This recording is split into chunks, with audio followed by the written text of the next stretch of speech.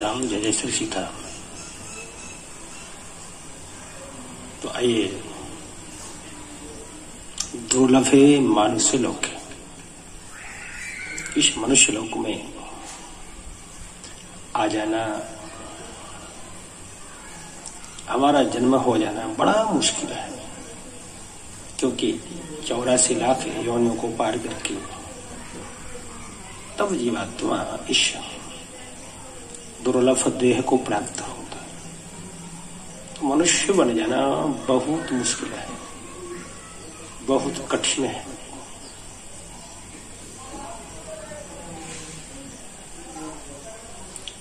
मनुष्य लोक में आकर के फिर जीवात्मा को उपासना करनी चाहिए, भगवान का आराधन करना चाहिए, क्योंकि इसलिए वो आया है कि भगवत आराधन करे, भगवत कीर्तन करे, भगवत सुमिरन करे। अब यहां करके कोई तो व्रतोपवास के द्वारा, कोई यज्ञ अनुष्ठान के द्वारा, कोई कथा कीर्तन के द्वारा भगवान का स्तवन करते हैं, प्रभु आराधन करते हैं, और कोई कोई तीर्थ याटन करके, तीर्थ सेवन करके भगवान के श्री विग्रह जहां पर है वहां दर्शन स्पर्शन करके पुण्य प्राप्त करते। दर्शन परसन मज्जन पाना हरय पाप कहे वेद पुराण। परंतु काले फलंति तीर्थानि, महाराज तीर्थ का फल तो समय पाकर के हमें प्राप्त होता है। काले फलंति तीर्थानि सद्यः साधु समागमः। तीर्थ याटन करने कोई जाए, तीर्थ सेवन करने कोई जाए, वह फल तो समय को पाकर के प्राप्त होता है, परंतु सद्यः साधु समागमः, साधुओं का मिलना, साधुओं का घर आना, उनकी सेवा करना, उनको भोजन आदि कराना, सद्य फल तुरंत फल देने वाला है। त्वरित फल कौन प्रदान करता है? साधुओं का आशीर्वाद।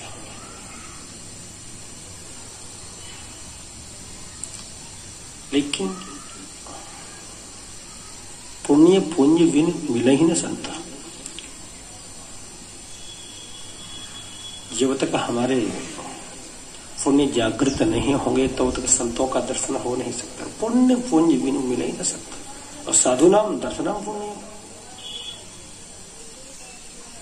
साधुओं का दर्शन जब हो जाए तो समझो हमारे जो पुण्य है वो जाग चुके हैं,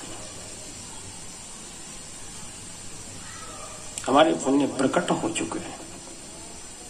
अच्छा समय आ गया है। साधुनाम दर्शनम पुण्यम तीर्थ भूता ही साधवा। और तीर्थ क्या है? भूतकाल के साधु ही तो तीर्थ हैं जिनका हम सेवन करने जाते हैं।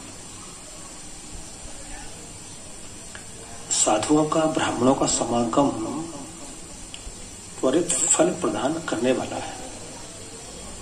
एक यजमान जी के यहाँ ब्राह्मण देवता आए, बड़ा स्वागत किया, सत्कार किया, भोजन कराया। जब वो ब्राह्मण देवता भोजन पा रहे थे तो यजमान ने प्रश्न किया, बोले महाराज मेरे घर आप आए हो तो मेरा कल्याण हो जाए, कोई उपदेश करो, कोई शिक्षा मुझे प्रदान करो।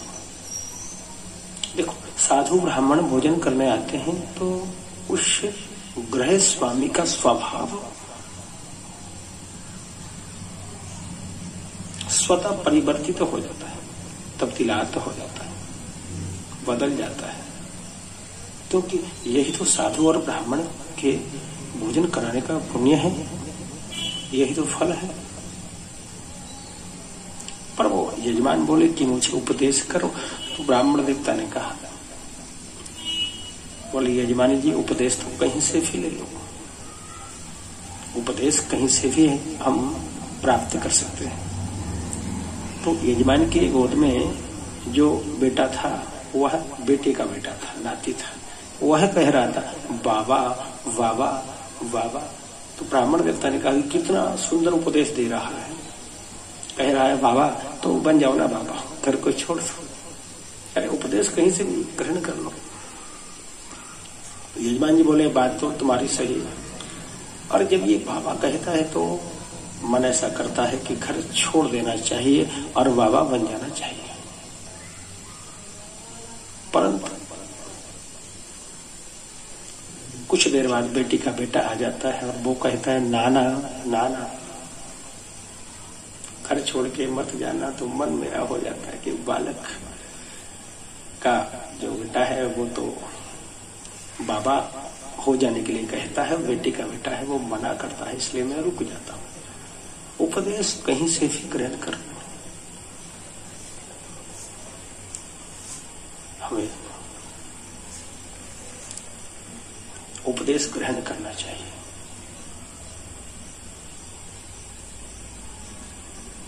धर्म से व्याधियों का हनन होता है, धर्मेण हन्यते व्याधि।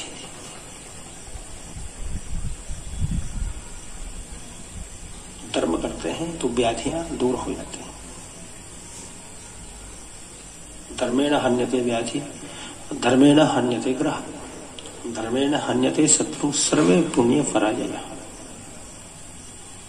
धर्म से व्याधियों का हनन हो जाता है, व्याधि दूर हो जाती है। धर्म से ग्रह कहीं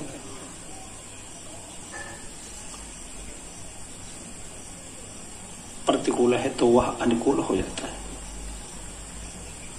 धर्म से शत्रु कमजोर पड़ जाते हैं, दुर्बल हो जाते हैं। कहां तक कहा जाए, धर्म से सर्वे पुण्य पराजय, पुण्य से सब कुछ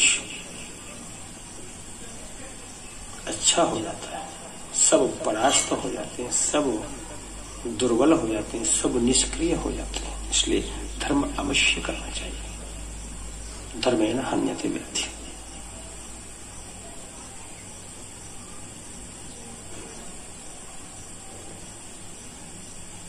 तो धर्म से व्याधियां दूर होते हैं। हम जो कमा के लाते हैं, शास्त्र आज्ञा है, वेद आज्ञा है कि 10% उसका दान होना चाहिए, परंतु हम लोग ऐसा कर नहीं पाते, नहीं कर पाते। कहने का तात्पर्य, वेद कहते हैं कि धन का शोधन होना चाहिए, धन की शुद्धि होना चाहिए।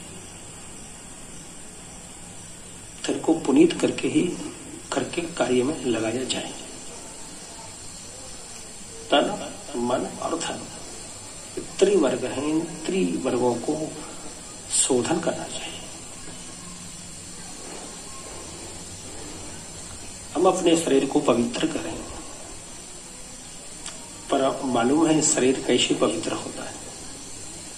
नहाने से नहीं भैया, केवल स्नान करने से, जल मात्र से हमारा शरीर पवित्र नहीं हो जाता। तो कैसे होता है भैया? तो कहा है तन पवित्र सेवा की। तन पवित्र कब होता है? जब हम अपने शरीर से सेवा करते हैं। तन पवित्र सेवा की, धन पवित्र कर दान, मन पवित्र जब होता है तो करो हरि गुण। तो पहले तो हम सेवा करके शरीर को पवित्र करेंगे, तदुपरांत दान करके धन को पवित्र करें, और फिर भगवान का यश गान करके अपने मन को पवित्र करें। इनको पवित्र करने की आवश्यकता है। ये पवित्र करने की विधाएं हैं, एक प्रकार है कि ऐसे हम तन मन धन तीनों को पवित्र कर सकते हैं। तो दान की ज्यादा आवश्यकता है। जैसे मोरी ताल की, ताल न फूटने दे, वैसे ही धन को धर्म है सो चोर न लूटत। जब हम तालाब बनवाते हैं ना, तो उसमें एक मोरी रख दी जाती है कि पानी ज्यादा आएगा, पानी ज्यादा बरसेगा तो इस मोरी के द्वारा ज्यादा पानी जो आएगा निकल जाएगा। और तालाब की जो पार है सुरक्षित बनी रहेगी। जैसे मोरी डालेगी, तालाब को नहीं फूटने देगी, वैसे ही धन के लिए धर्म है। हम धर्म करते रहें तो हमारा जो धन रूपी तालाब है सुरक्षित बना रहे। एक उदाहरण के द्वारा हम समझें। जिस कुएं से पानी खींचा जाता है, उस कुएं का पानी साफ रहता है, स्वच्छ रहता है, निर्मल रहता है। और जब पानी खींचते हैं तो कुएं के जो जल स्रोत हैं वह खुले रहते हैं। जो झिरे हैं वो बंद नहीं होते, जल के छिद्र अवरुद्ध नहीं होते। और जब वो पानी खींचना कुएं से बंद कर दिया तो वो पानी सड़ जाएगा, उसमें कीड़े पड़ जाएंगे, बदबू आने लगेगी। जो जल स्रोत हैं वो अवरुद्ध हो जाएंगे, छिद्र मूंद जाएंगे, छिरे बंद हो जाएंगी पानी की, वह पानी विकृत हो जाएगा, उसमें विकृति आ जाएगी, फिर वो पीने के लायक नहीं रहेगा। ऐसे ही महाराज हमारा धन होता है, हम दान नहीं करते हैं, वो रुका रहता है धन, तो उसमें विकृति आ जाती है। इसलिए अवश्य में जितना हो हमें दान करना चाहिए, और दान से कल्याण होता है। पर महाराज बात आती है कि दान किसको किया जाए, किसको दान करें। दान की भी बड़ी महत्ता है कि दान हमेशा सुपात्र को करना चाहिए। दान दीन को दीजिए, मिटे दरिद्र की पीर, औषध ताको दीजिए, जाके रोक सकते। तुम्हारा दान सुपात्र को देना चाहिए। सुपात्र दानात् च भवेत् धनाढ्य। सुपात्र को दान देने से दाता धनवान होता है। सुपात्र दानात् च भवेत् धनाढ्य। धन प्रभावेन करोतु पुण्यम। उस धन के प्रभाव से पुण्य कार्य करता है।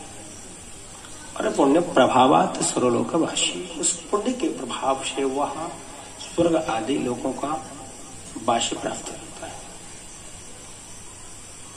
पुनर्धनाढ्यो पुनरेव भोगी। और जब वह पुण्य को भोग करके मृत्युलोक में आता है तो किसी धनवान के यहाँ, भाग्यवान के यहाँ जन्म लेता है, उत्तम उत्तम भोगों को भोगता है। केवल सुपात्र को दान देने से तो हमें दान सुपात्र को देना चाहिए। सुपात्र को दिया हुआ दान धन, सुपात्र को दिया हुआ दान धन, धन की अभिवृद्धि करता है।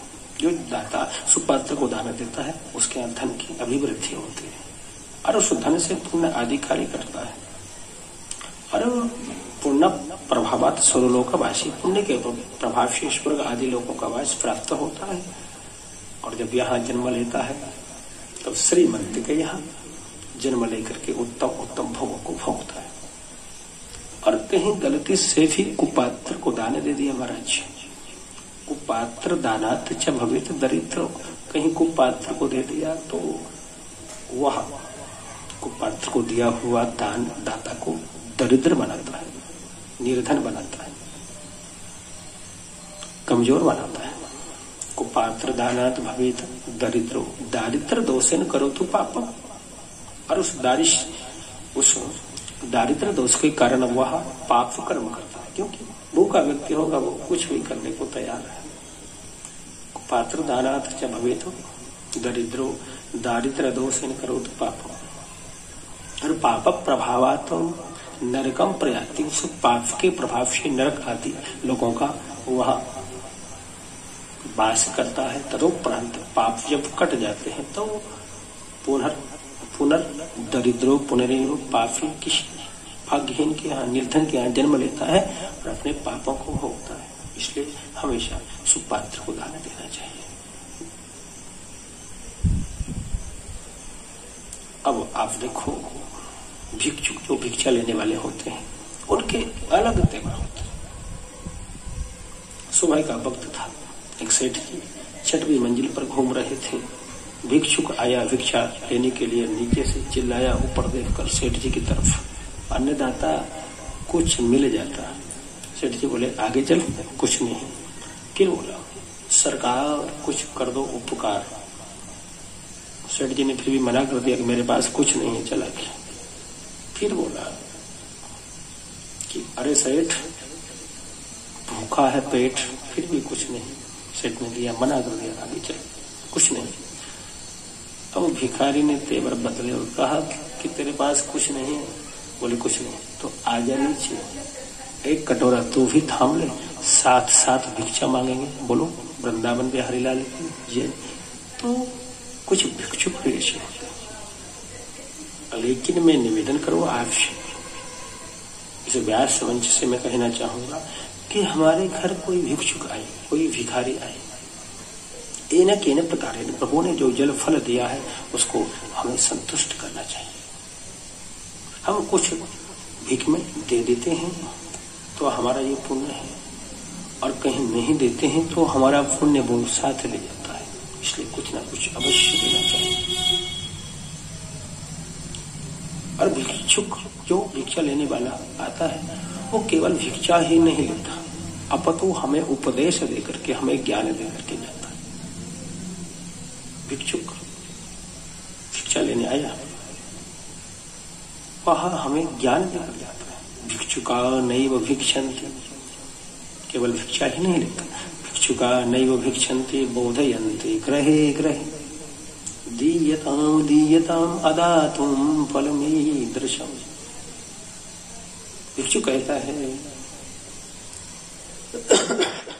भिक्षा दो, भिक्षा दो,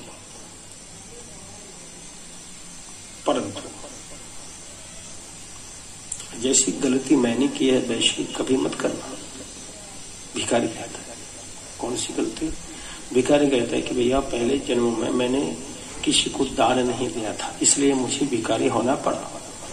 अब इस जन्म में आप गलती मत कर देना कि आप दान ना दो और मेरी तरह कटोरा लेकर के आपको घूमना पड़े, इसलिए आप ऐसी गलती कभी मत करो। तो भिक्षा लेने वाला भिक्षा ही नहीं लेता, आप तो हमें बहुत बड़ा ज्ञान देकर के जाता है। पर दान में किसी किसी की बुद्धि बड़ी कुशल होती है, बड़ी तीव्र होती है दान में। कई लोग तो अटकलें लगाते हैं कि अरे कहाँ दान दिया जाए।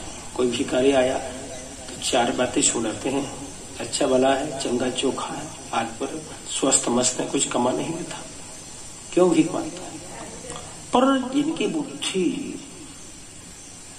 कुशाग्र है, तीक्ष्ण है, वह हर समय ये देखते हैं कि हम किस प्रकार से दान करें, बहाना रखते हैं दान करके हम दान करें।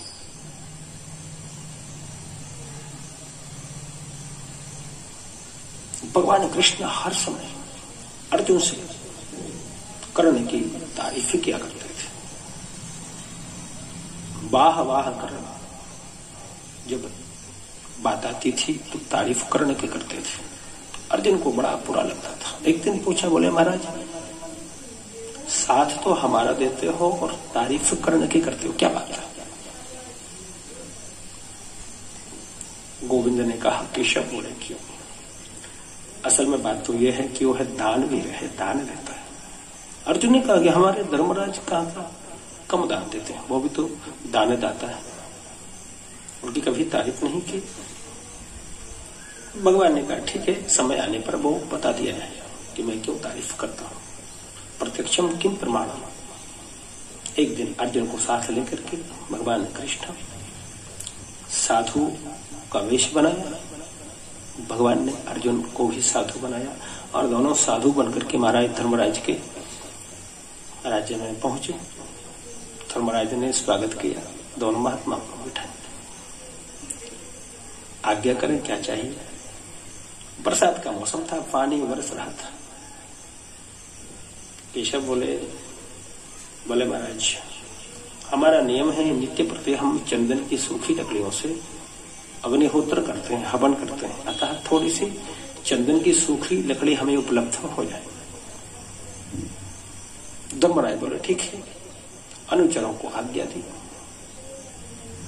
सेवक गए समूचे राज्य में, देखा फल चंदन तो बहुतायत मात्रा में था, लेकिन वो सूखा नहीं था, गीला था। लौट करके आए, महाराज क्षमा करें, चंदन तो बहुत है पर आर्द्र है, गीला है, सूखा नहीं है।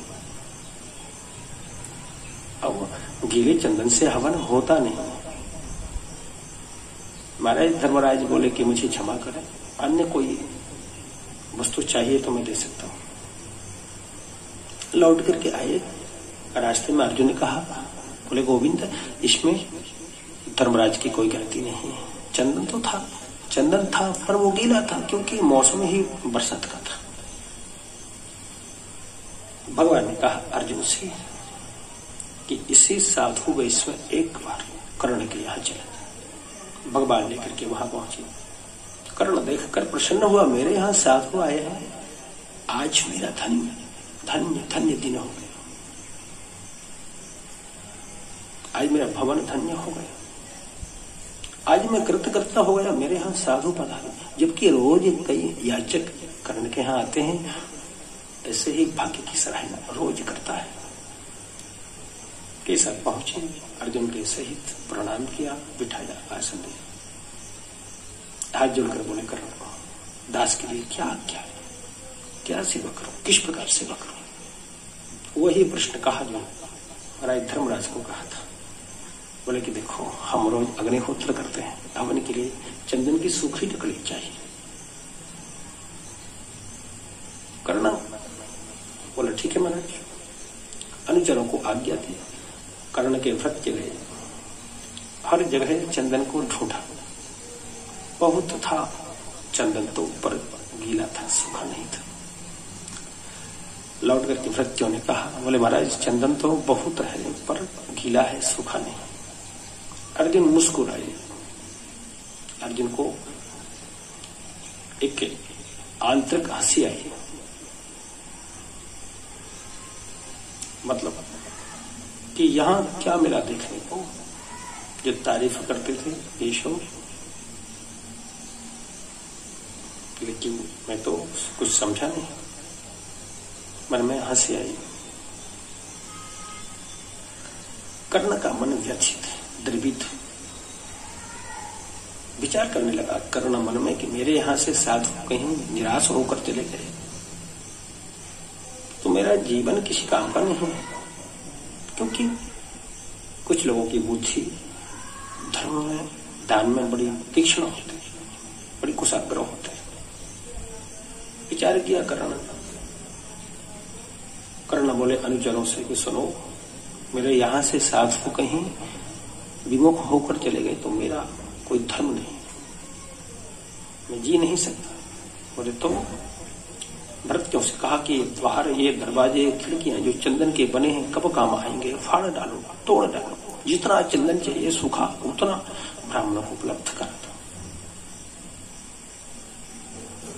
द्वार, खिड़की, दरवाजे तोड़ करके चंदन उपलब्ध कराए।